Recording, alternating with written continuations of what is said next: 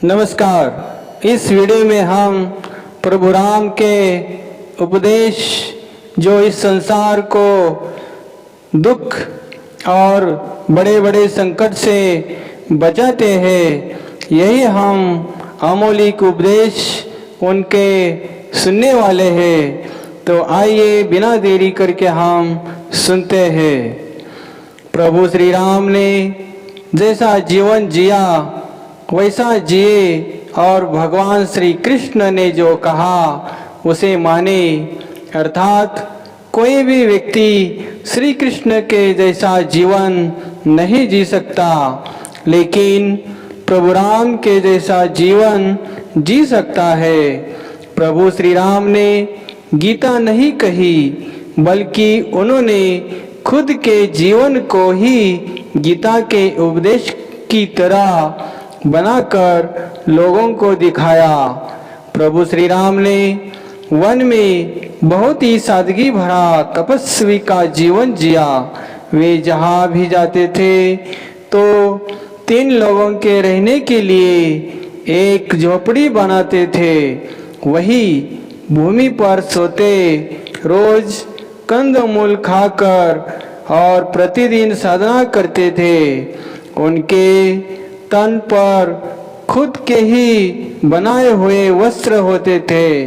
धनुष और बाण से वे जंगल में राक्षसों और हिंसक पशुओं से सभी की रक्षा करते थे। कोई सोच सकता है कि उस काल में कितने भयानक जंगल हुआ करते थे, और साथ ही उन जंगलों में भयानक हिंसक पशुओं के साथ ही हिंसक जंगली मानव भी हुआ करते थे। तो आओ हम आगे भी ये प्रभु राम के उपदेश सुनते हैं जो हमारा जीवन बदल देंगे और बड़े बड़े संकट से बचने की कोशिश हम कर सकते हैं ये वचन सुनकर, और हमारा जीवन आनंदमय बना सकते हैं। एक वचनी प्रभु श्री राम एक वचनी है, अर्थात वह जिसे भी कोई वचन दे देते हैं या कोई संकल्प कर लेते हैं तो उसे पूरा करने के लिए अपनी संपूर्ण शक्ति लगा देते हैं। रघुकुल रित सदा चली आई, प्राण जाई पर वचन न जाई।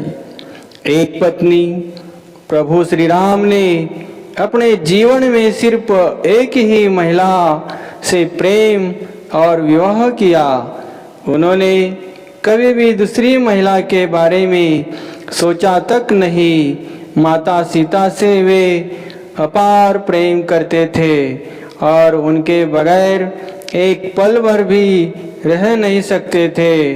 जब सीता हरण हुआ तो वे वन वन उनकी खोज में रोते हुए भटकते रहे, और जब माता सीता वाल्मीकि आश्रम में रहने चली गई तब श्री राम ने महलों का सुख छोड़कर भूमि पर शयन करना आरंभ किया था। श्री राम कंदमूल के लिए जंगलों में जाते थे, तो ऐसे भी कोई मौके आते थे जबकि कंदमूल नहीं मिले थे। ऐसे में जो बचा है उसे में गुजारा करना होता था।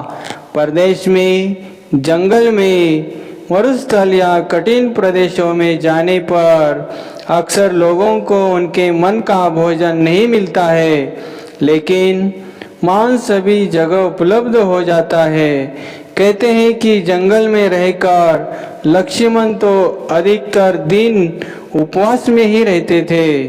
जंगल में रहकर प्रभु श्री राम, लक्ष्मण और माता सीता ने कभी भी तामसी या राजसी भोजन को ग्रहण नहीं किया। सभी जानते हैं कि एक दिन और रात उन्होंने शबरी के बैर खाकर ही गुजारे थे।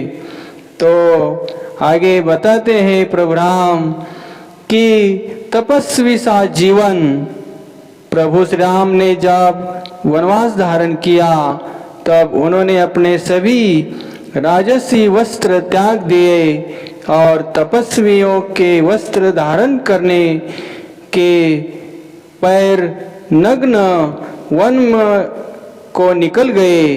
रास्ते में उन्हें जब जो मिला वह खा लिया और सो गए। ऐसे कई अवसर आए जबकि वे राजाओं का भोजन कर सकते थे, क्योंकि वे जहाँ भी गुजरे वहाँ के राजा ने उन्हें आमंत्रण दिया और उनके लिए सभी तरह के बंदोबस्त करने का निवेदन भी किया। लेकिन प्रभु श्री राम ऋषि और मुनियों के आश्रम में ही तब रह जब ताकि उन्होंने अपनी खुद की कोई पर्ण कुटिया अपने हाथों से न बना ली हो। तो और भी बताते हैं संयम और धैर्य। कठिन समय में प्रभु श्री राम ने हर जगह पर संयम, संकल्प, धैर्य, साहस और कम साधनों में जीने का उदाहरण प्रस्तुत किया। दूसरा, शत्रु से संधि करने पर, विपत्ति पड़ने पर या विपत्ति काल में उन्होंने की भी धैर्य और संयम नहीं खोया। कोई सा भी निर्णय उन्होंने क्रोध में नहीं लिया, जबकि लक्ष्मण जी हमेशा क्रोधित हो जाते थे। विपरीत परिस्थिति में उन्होंने अपनी बुद्धि का उपयोग करके समाधान के बारे में सोचा, अपनी टीम से संवाद करके समाधान खोजा। तो प्रभु आगे भी बताते हैं खुद के वैद्य, क्योंकि प्रभु राम खुद भी वैद्य का काम भी करते थे ताकि जंगल में हमें कोई तकलीफ ना हो सके। प्रभु श्री राम महलों में रहते थे, लेकिन वन में उन्होंने साधुओं की तरह तप और ध्यान किया था। कंदमूल खाकर जीवन गुजारा। श्री राम, लक्ष्मण और सीता अपने 14 वर्ष के वनवास में पूरी तरह से सेहतमंद बने रहते थे।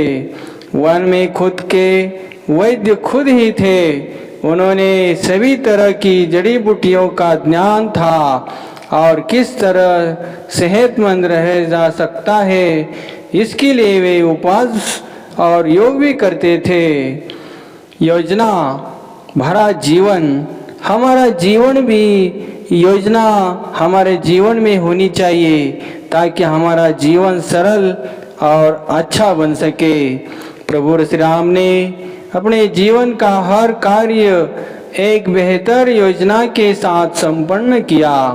उन्होंने पहले ऋषि मुनियों को भयमुक्त कर उनका समर्थन हासिल किया।